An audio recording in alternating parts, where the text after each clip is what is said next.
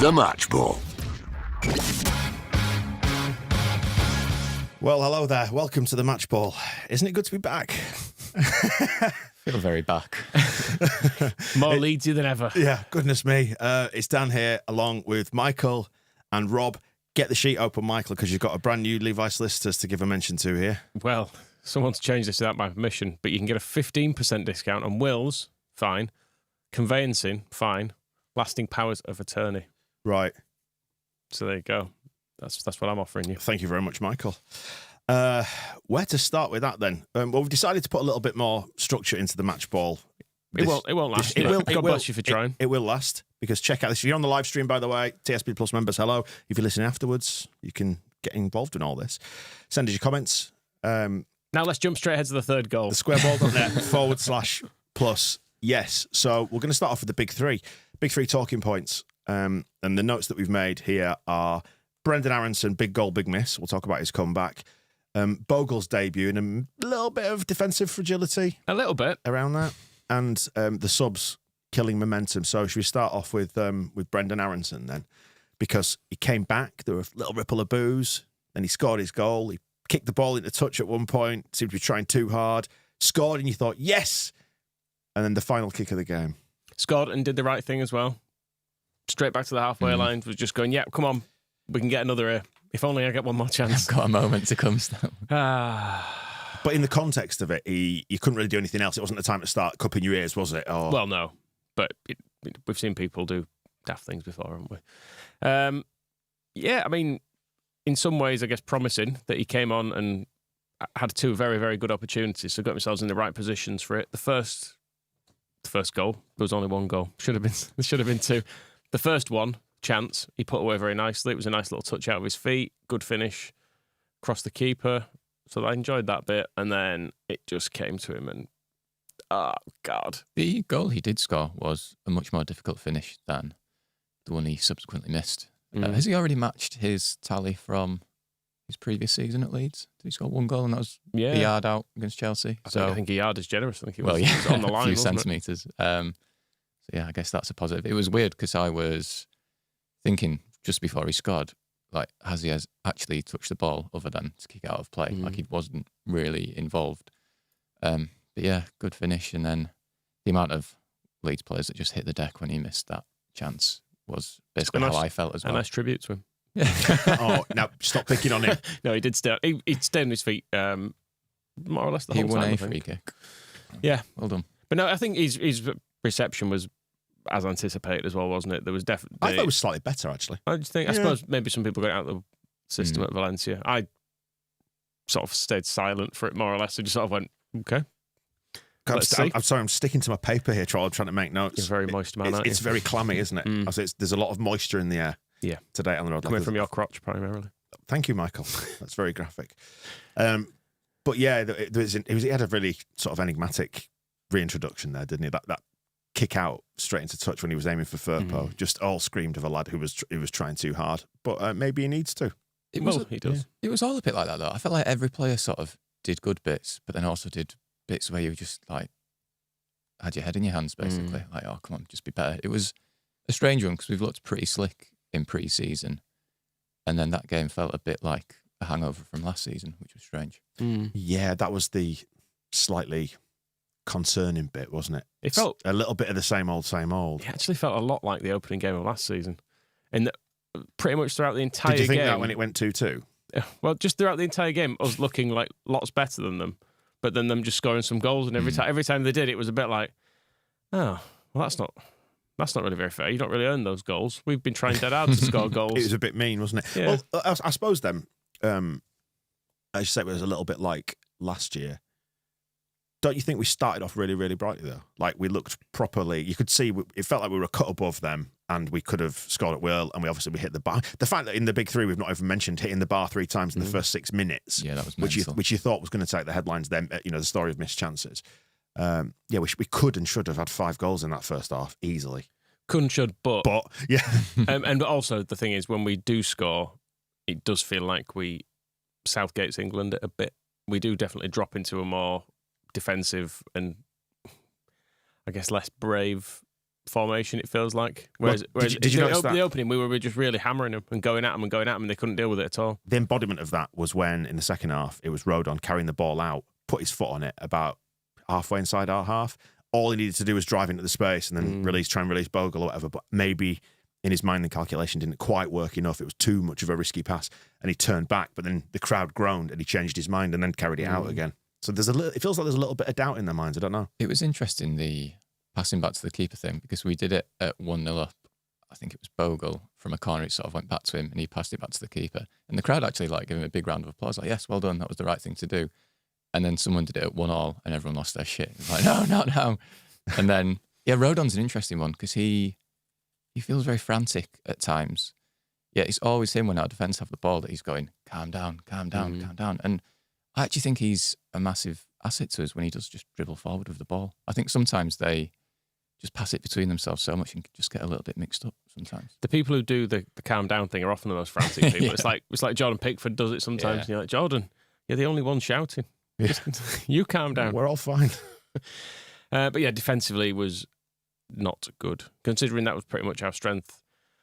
Certainly, once we got beyond the initial bump last year, was defensive solidity, and it was all over the place today. I thought, for the most part, anyway. It's weird. They didn't ever look dangerous, but they didn't need to because stuff just fell to them, and they scored goals. I mean, who scored first? We scored first. Their equaliser, the first one, like Melier, just completely at fault for that. Right. He should just save it. If he just stands completely still, he can just catch that. Yeah. And instead, he kind of dives, but he's low, and then he just palms it up into the top corner. I found some of the defensive organisation very frustrating on that because we had Bogle and Firpo stood next to each other at left back. What was going on? Well, I think it was sort of second phase or whatever from a set piece, wasn't it? But also for about 5 minutes before that, It switched. Bogle had switched to left back and Firpo was basically playing as a number 10 or a striker. Yeah. Well, and again, that was from a set piece, but there were loads of stoppages in play where they could have switched back. Yeah, that's and they what were just confused like, me. oh, I'm just going to vibes it. And I actually think rather than us going defensive or whatever, I think we maybe just got a bit complacent and we're a bit like, oh, this is a bit easy and we're having a good time. Let's not worry about it. And it caught us out in the end. Because I can't have been the only person who, like 30 seconds before their goal, was going, we've got two left backs here and no right backs. Yeah. And then they passed it down. I think they even had 2 goes at passing it down the right because there was no right back there. Yeah, it was weird, that little passage of play. I was just going to say before, Rob, I think it even went further than switching sides. They switched sides and started playing as inverted wingers, as you mentioned with Firpo, but Bogle was doing it on the opposite side as well. Like they were sort of playing as like tucked in number 10s. I was like, what is this wizardry, this witchcraft? But then there was a point not long after they started doing it. If you watched Ampadu was like that to them, telling them to switch back, and they didn't.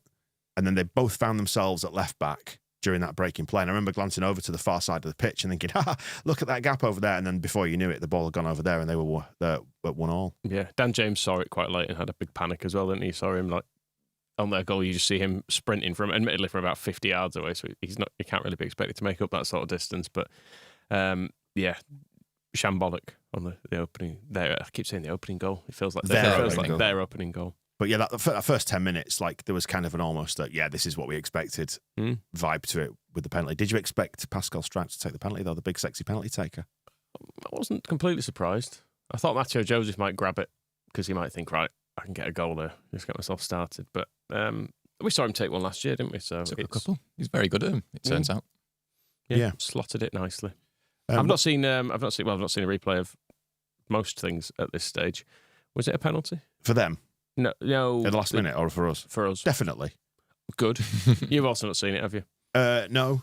But it was What are you basing it on? Well, we needed a bit of something from the ref. Right. It was Dan James and he doesn't dive, does he? No. So it must have been a penalty. But he came around the outside, didn't he? Classic zoomies, wasn't it? Yeah. Did the guy just stick his leg out? I don't know. I haven't seen a replay of it enough to know. But yeah, it was, we'll get onto the dickhead ref actually in due course, but it was Oliver Langford, Bonnie's lad. In fact, do you want to do that now? Because I suppose, I think an early the bar was set with the throwing awarded to them after 2 minutes when it wasn't so much deflected out, it was like fully blocked out of play, and the linesman just gave it to them. It was like, right, okay, it's going to be like this. Right in front of me, that line. I was quite low down in the northeast lower, and yeah, he didn't have a good time. No. Just the amount of times that he just wasn't with play and doing the classic thing of looking at the ref for him to make a decision, even though he was stood right there. Yeah, and then waiting for the ref to make the decision, then go, Oh, yes. I agree. Point the flag the same way as the ref has done. But no, I thought the ref as a whole was dog shit. Right. For the most part, his fault was just allowing fouls in midfield, like over and over again. When we turned them and people were breaking, whether it was Georgie or Pirro or Ampadu, whoever, just people being pulled back and very, very rarely getting booked for it. I think they did it quite cleverly in that they managed to not make it look really. They didn't do like the big comedy shirt pull, but there was always enough of a niggly foul there. They just like catch ankles and give a little bit of a shirt pull, then a bit of a kick, and it was always made to look untidy rather than deliberate. But like it happened dozens of times. It felt like. Yeah, there was that that classic thing that you've picked up on this loads before, Michael, in the past, of yellow cards having different thresholds depending on where they happen on the pitch. Like you said, the shirt tugs, if you're going in a more advanced area, or if it's a last-ditch defensive tackle or whatever, we're getting punished a lot more than in the middle of the park, when Georgie was getting fouled quite a lot. Well, it's like Rodon's one, his yellow, which probably was a yellow, but that happened loads of times in the game, and Rodon got a booking for it, and most people didn't. Yeah, I find it very strange how there can be such a blatant shirt pull that you can see from like 50 yards away in the stand, and it's not a foul, but then there'll be like the slightest tap of the ankle, and it's a foul, which I actually thought there was just too much whistle today. Like the opposite, really. I thought it was a really stop-start, scrappy game. Yeah. And I don't think that suited us at all. I thought they were a little bit Jesse Marsh, actually, in that it felt like a lot of the game was played, which I'm sure was part of their plan, was played in really congested little areas where it felt like there was 22 men all in a little bundle by a touchline, all just scrapping and trying to kick it. You know, in a kind of like a classic old drop ball. It felt like there was far too much of that. And as soon as we could get it out wide and create a bit of space, we looked all right. But in those little scrappy areas, it was not much fun. No. How do you feel coming away from that one today? Don't know. Relieved to have got away with it? Sad that I'm very glad we equalised, because I was just looking into the next week, if we'd have lost that, just how awful the internet would have been, and how there were going to be a lot of hot takes about the entirety of the season, that it would have been too early to make. But yeah, I feel like, is that the most Leeds United we've ever been on an opening day? I feel like we usually warm into the season before we have a full, bloody hell, that is very Leeds. But that today was very Leeds. Yeah, I think so. I think particularly because the build-up, the pre-season stuff's all seemed very positive. So to turn up and do that, yeah. It was interesting. Well done, everyone. Jonathan Rowe sitting out Norwich's game today. They lost against Oxford. Obviously, he's going to be on the move as a result of that. Yeah, it's kind of it's a burn your bridges, no way out, as Willie Nonto proves. You know, there's no way back from that. But we'll talk about his goal actually in a minute and his contribution. But yeah, I suppose the pressure of not having got that one over the line. I was ready to unleash hell. Like in my own mind, I was thinking, right, these dickheads, they've been pissing about and they haven't signed anybody yet. Get him signed, and then he can come on and he can score the winner. It's weird though, because you say get people signed, but the problems today were in Melier and Bogle, was actually where their goals came from. And we just signed Bogle. So you're saying sign someone else? Yeah, probably. He's mentioned we did kind of have warnings that he was good going forward, not great defensively. Do you think that was in evidence today? Yeah, I did. I thought he was weak on headers. Did you spot that? Like a lot of stuff. A lot of stuff that was getting hit towards his head. Big crossfield balls and that. He didn't win most of them, I wouldn't have said. So what I said the other day in the build up to this about him probably being a better right back than Archie, he's not. And that's definitive now forever. Maybe let's see if Spurs will swap. You think? Straight swap, offer it to him. You never know. He did put in a great cross that was millimetres from Joseph's head, which would have been a certain goal. That was pretty heartbreaking. But yeah, it wasn't the best introduction. I was desperate for that cross all day because I felt like that's where having a proper striker on, as opposed to like Pirro or Georgie playing as up front, that's the area you can actually just put a ball into, and it was close. It was close. Yeah, what did you make of Joseph's performance? I thought it was good overall. I thought he didn't get an awful lot in the box was the problem, but he did some quite nice work in midfield and in wide areas, I thought, when he was dropping deep. But got a couple of shots off that weren't particularly close, but I was kind of encouraged the fact that he's actually willing to shoot, because sometimes there's a frustration with Bamford where he's like, take a touch, move to your left foot, take another touch, take it outside, then the chance is gone. Having someone who's willing to have a crack at it, I thought I was fairly pleased with. I thought first half he was very good. Some of his hold-up play and just the way he carried the ball forward. There was a chance, I'm trying to find it now. I think it might have been Nonso had a shot at the near post, which was saved, but that was him just holding it up down the wing and being really intelligent with his passing as well. I thought second half he drifted out of it a little bit. But yeah, I thought it was good. Is that Willie? Little Willie? Little Willie we were talking about there? No, we're talking Joseph. about Joseph. Joseph, sorry. Right, well, let's move on to Little Willie then. I was just reading the comments about that. And yeah, what do you think of his performance? There were some little frustrating moments where he did some Willie Nonto things, but then I thought he was excellent. But then I think he grew into the game and started making good decisions, and that cutting in from the left, the Somerville goal. Also now the Nonto goal. Well, it wasn't, because Somerville would have gone far corner there, wouldn't he? Not Nonto cut it back and low, which is where the keeper was probably not anticipating it. At half-time, I made a note saying we need more from Nonto, and then he came out and scored within 60 seconds, however it was. But yes, good, do that more. That early in that second half, there was kind of an element of let's just get out there and do this properly now. In that early spell, it looked like this is what we should have done. We seem to be moving the ball quicker.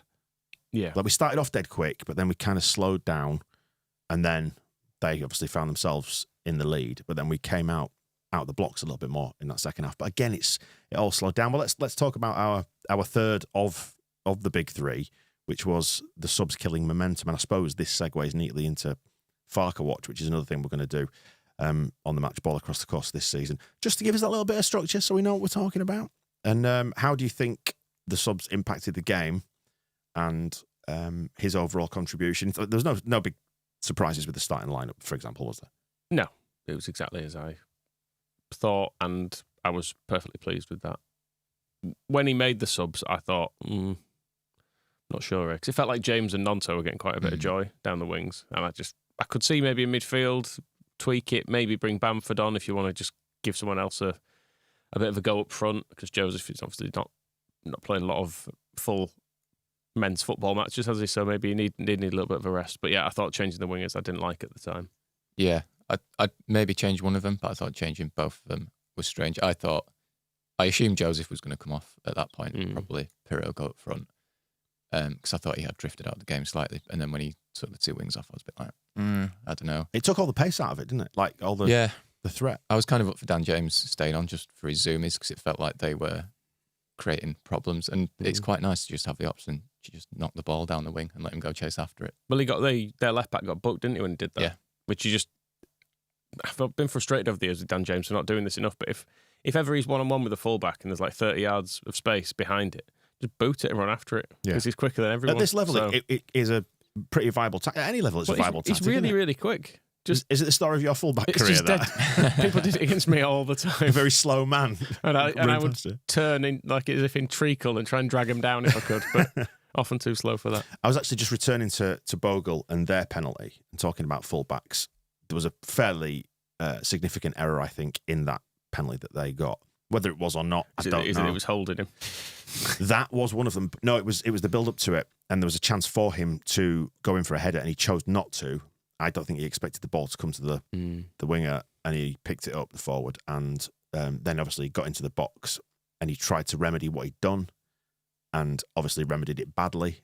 And the ref thought about that for an age. Yeah, I know he cleared it before he gave it. When he didn't give it, I basically said to myself, "You're not going to get that when you're the away team and it's stoppage time." And he immediately blew his whistle. I thought, oh fuck. Yeah. I mean, it was the far end, so I couldn't see it. It looked like one of those where there's so much backing in going on, it's almost hard to work out where a foul is being committed and by who. But equally, I was going, "Don't foul him here! Don't foul him here! Just keep your hands off him." Yeah, because if you sort of stay strong but you don't put hands on, you're essentially fine in that situation. And there was one in the northeast corner when Matteo Joseph was in a bit of a similar position, that he had his hand kind of behind him to protect the ball. The defender was all over him, dragging him about. And it was sort of a foul both ways, probably more so on Joseph, but the ref didn't give anything on that. But because he hates Leeds. Is that what is he? Because he's a Leeds hating correct. Casters, right? He did give that decision to them. But yeah, like I say, it was the far end for me. So I'm not really qualified, but I'm willing to say he was a Leeds hating bastard. Fine. Yeah, the sub's not coming as a surprise at 70 minutes either. It felt like, because we'd kind of been in front and then ballsed it up. We're just doing all this again, aren't we? All of it. My other moan about the ref is 5 minutes of added time. I know there were more, but that's because the penalty was the first 2 minutes of it. But there should have been more than that. there was a sub every 5 minutes. Did he not go on a little bit beyond the 5? No, he did, but I mean, the penalty was given in the first 2 minutes of injury time. So, like, literally nothing happened in the first 2 minutes of injury time. Right. So we did have that on. But also at the end, after Aaronson had put a shot wide, he waited for ages for the goalkeeper to take the goal kick. He was telling him to hurry up, but then he blew the whistle when he kicked it anyway. So it's like, what's the fucking point? You might as well have blown it as the shot went wide. It's like, why do you want him to kick it back in play? Making it all about you again. Yeah. Interesting scene, just going into the comments, James Barry saying, lads, it was never a penalty in a million years, the Portsmouth one. I am willing to go. Yeah, fine. No, we've not seen it back. No. Not seen it back. And like I say, it's far end for me as well, so it's a shit view, to be honest, of the far end of the pitch. He should have fouled him outside the box, and I think he actually did start. Yeah, he might have even started making that point to the ref. He's like, I fouled him over there, ref. Actually, not there. If you do foul outside and then it carries on into the box, though, the refs can. Why don't you just move in with the ref and start a new life? Then, if you love him that much, you should have slammed him to the ground outside the box. Is what I'm saying. Don't let him move. But then people would have been furious with him fouling, giving away a foul that late on there. You see Joe Rodon in stoppage time just like throw a Portsmouth player onto the floor, and the ref was just like, "Yeah, crack on." Yeah, although they did that a few times when there was a bit of contact. Then the ref generally didn't fall for it, but there were a few times when I think they were waiting for a little bits of contact. And I mean, again, that was the far end to me, but it did look like he just threw him over, which I enjoyed. I had it come in. There was a fair amount of just letting stuff go in some parts, wasn't there? As you mentioned, like just we won't bother. We won't bother just giving anything for that, but we'll do something similar somewhere else on the pitch and give you a yellow. And there was the early foul on Ampadu as well, which was, I think it was so late the ref didn't actually properly see it, but they managed to escape a booking for that as well, which was pretty shit. Right. Going back to the subs, I know we were moaning about them, but the equaliser was Pirot into Aaronson. Shut up, Rob. And Aaronson should have won it, and the Bamford one you're saying is not as bad a miss as I thought from my side. My allowance for the Bamford one is that I think he wasn't. If he's central if he's like kind of between the width of the post, I think that's definitely a bad miss. I think he was beyond the near post. Beyond the near post, or maybe just kind of level with the near post. So he's got to turn it around a corner a little bit. Yeah, he makes a clean contact with it when it needs a little. So, yeah, we're getting some of the comments in post match now. The Pompey boss, John Massinho. A brilliant point, says Adam Pope. Leeds know they've been in a game. The opening goal probably helped us, as Leeds might have thought it would be an easy afternoon, as we were awful for 10 minutes. We then showed we couldn't keep playing that badly. Yeah, I didn't think they at any point played well, particularly. The bit, but they probably had most of the ball, it felt like, was actually in that 10 minutes after the subs, because we just couldn't get anything going from that point onwards. Yeah, the bit when we were at our best is weirdly when Georgie came to life as well, because he'd been in and out, and then he had about a 10-minute spell where stuff was coming off for him, and he looked really dangerous all of a sudden, just at the start of the second half. But he was his usual self, really, wasn't he, Georgie? We had one very weak shot from the edge of the box where you just think, just smack it in. Just put it across the keeper or hit it high or just hard. Just sort of a weak shot directly at the goalkeeper. Yeah. But we know what he is. Bless him. And that's why he's still here, because if he was lashing those in as well as doing his other stuff, then, he's at West Ham probably, isn't he? Yeah, Dan's not impressed with Farker, saying all our play was in wide areas, and then he took off our wingers, baffling subs. Yeah, it wasn't hard to fathom. I suppose in a different world, if we are going in for another winger, you put that winger on, don't you? But he told us. But the wingers were doing fine though. Yeah, would have been my argument. But we're back to the same problem as last year, albeit on a much lower scale, aren't we? In that the squad is not quite right. And is this a symptom of the transfer window, or is it that we should have got business done, or what? We should have just won today. That's fair enough. That's all it really comes down to. The XG at half time when they were 2-1 up, they had 0.9. What, no, about 2? Sorry, not 0.9, 0.09. Right. So they had basically no chances in that game, and I think even by the end of it, they weren't over 1, and one of them they had a penalty, which counts for 0.7 or something, doesn't it? So they didn't have any chances in that game, and we've not even talked about their really good goal. Yeah, that was annoying. But hits it dead hard into the net. But his first touch on that is absolutely shit. It bounces off his knees, and it just happens to fall in a perfect zone where no one's there, and he catches it brilliantly, and it just flies in. But I got the impression from his reaction that he's not used to doing that. Right. He seemed to be a bit like, fucking hell, you see that? Which fair enough, because it was a great strike. It was a very clean hit, was that? Who hit the bar for us that second time in the opening 6 minutes? Because that was from a corner, right? Yeah. Did that hit the bar as well? Oh yeah, because there was the corner, wasn't there? I Where it couldn't went. really tell. It looked like we should. It looked like we should have scored twice. Mm. But we didn't score any. It was a very good corner that from Grove. The corners, in general, I thought had improved. It felt like they were. You think? Yeah, I felt like they made it into the box for the most part. I'm setting a. Come on, I'm setting, this is a low bar. But We only hit the first man like once or twice. Yeah, but out of a dozen corners or whatever we had, we did create some chances from corners. So I'm happy with that as a major improvement. Yeah, Bonnie's lad, Oliver Langford, he was patrolling the area a lot with that, telling him keep your eyes on the direction of flight of the ball, not each other. So there's a little bit of wrestling going on. But I think he should have penalised them and given us another penalty. Okay. Yeah, no, I agree. I'm looking up who scored that goal because I'm not willing to give him any credit for it. I think it was a lucky hit. Well, we await all the other comments coming in. Sorry, I keep sticking to the desk. It's really unpleasant. But likes and dislikes then from this game. What do you like? What do you dislike? I liked the wingers. I thought James and Nonto looked dangerous. I know because we've lost Somerville, but I feel like if they both played a full season, we'll get 25 between them, right? Which is fine. Is that all? Don't you want more? I thought Nonto, you were asking for 27 last year. Well, yeah, maybe that moves to Brenden this year because he's got a lot of making up to do, hasn't he? So. Yeah, rattling through some of the likes and dislikes that people on the stream have been mentioning. Likes, lots of those coloured shirts that don't sell very well in the crowd. Dislikes, we've seen that type of game way too many times before. It's just Leeds, isn't it? I'm not a believer in God, but I'm starting to question whether there is a football God. The eye test from Ellen Road suggests that the yellow shirts have massively outsold this year's home shirts. Yeah, definitely. Likes and dislikes. Strauch back and scoring penalties. Dislike taking Nonto and Grove off. Yeah, have we mentioned much about taking Grove off, or was that just a natural fix? I quite like Rothwell when Rothwell came on because he started to pick it up and just try and thread it through the lines and maybe gave us a little bit more presence in midfield. Because what I noticed at one point in that second half, I don't think he did anything.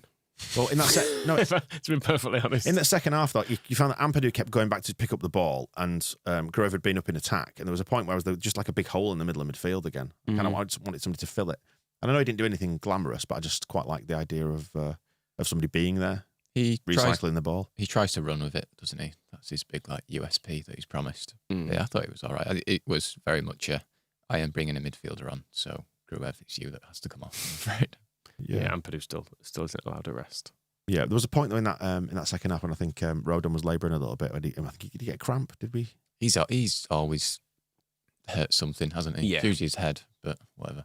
There was also Bamford when he first came on. Took a terrible touch, which invited a heavy tackle, and he got up limping from that. And I thought, oh my God, he's played 2 minutes and he's already knackered himself.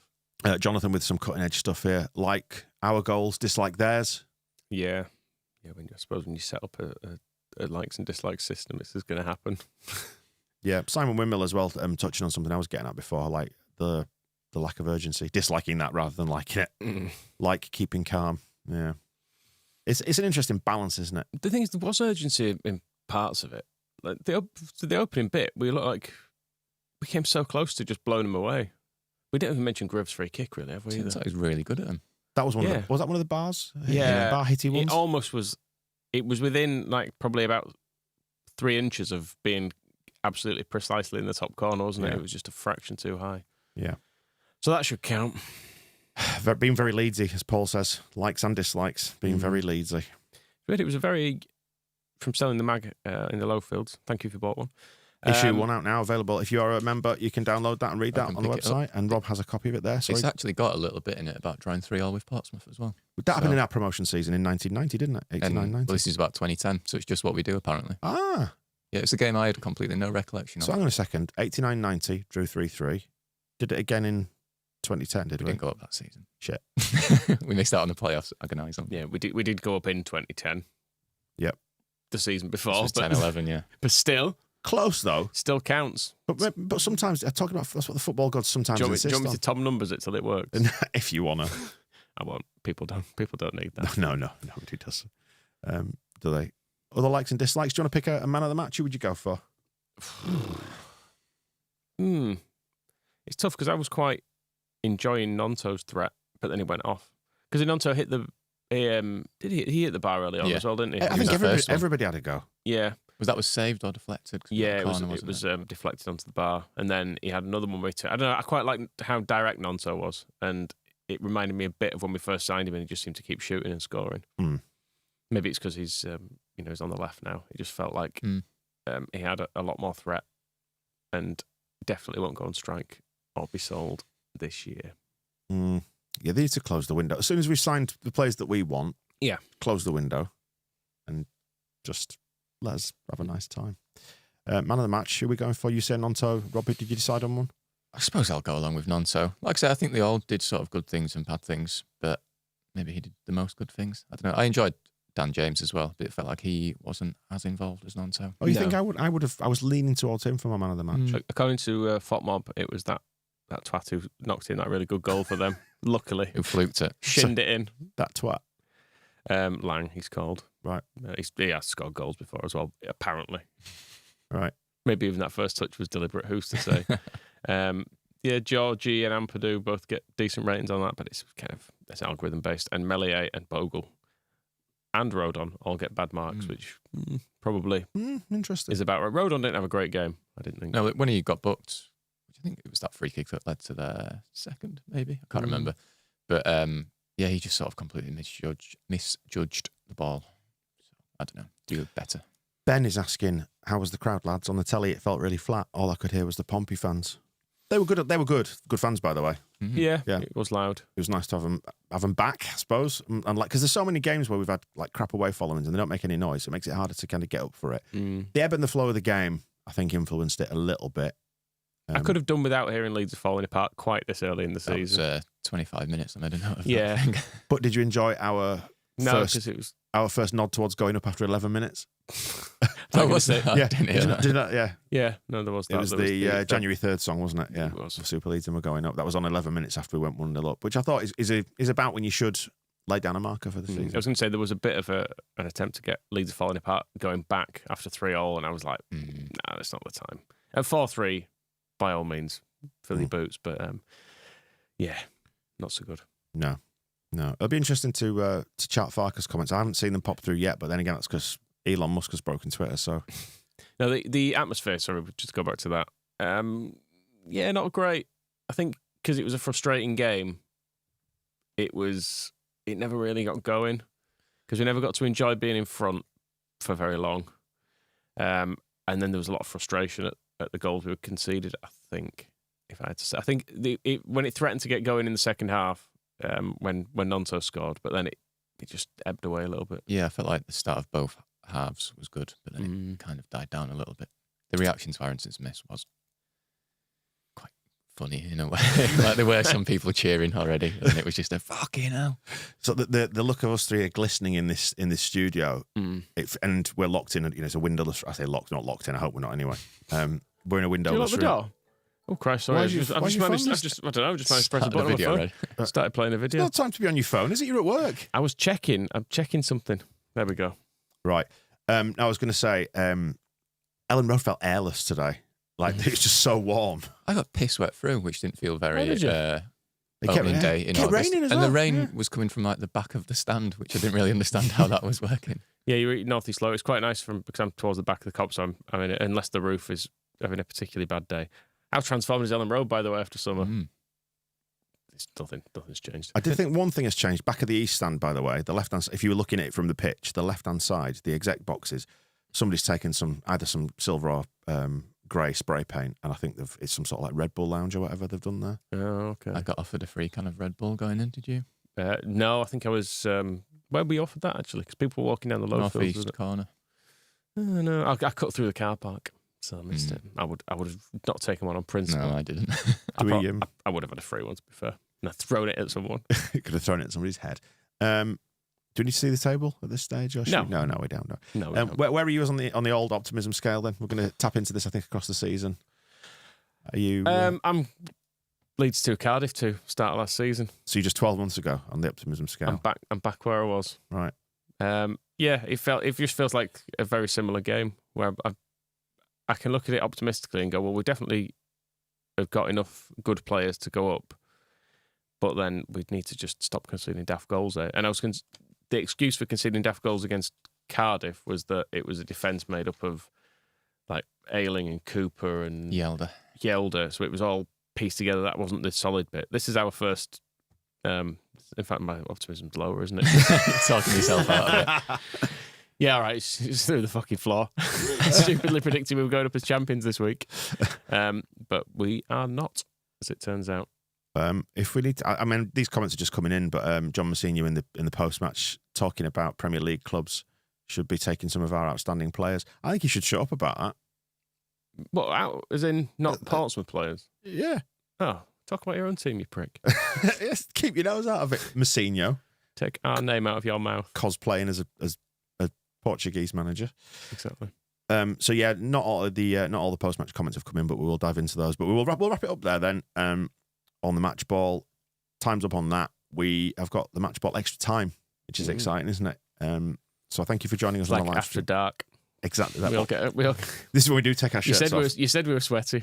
Yeah, thank you for joining us on the live stream. Check out the audio version in the members feed for extra time, which is going to be some bonus chat after we finish the stream. If you want to become a member, head to thesquareball.net/plus. Otherwise, we'll be back with all the usual shows this coming week. We've got the propaganda returning. Yes, you're not here, are you? Dean's filling in. I'm away this coming week, which means there's no match ball. Actually, there's a few of us away through this coming week, so there's no match ball after Middlesbrough. Just me and Gary Kelly. You should just stream you, just chatting to yourself. But we'll have plenty more stuff on the feed anyway through the week. Look out for the West Stand as well. We're going to speak to Graham Smith about this, debrief the first game of the season. There's a lot to talk about. I feel like I need to give a shout out to a young lad called Rex, who I believe might be our youngest listener. I think his dad said he was 9. It was his birthday on the playoff final, and he's listening back to our podcast from the start. Really? Wow. Sorry, Rex. Only 9. Sorry about the language. Yeah. And all that. But yeah, otherwise we'll be back with all the usual stuff through the week. And I will catch you next week for the next match ball. We've got West Brom away next. Yeah, probably. Yeah, we'll see. That feels very championship. Yeah, we'll look great in that yellow kit though, won't we? That's true. First 3 points of the season. We'll see you soon. The match ball.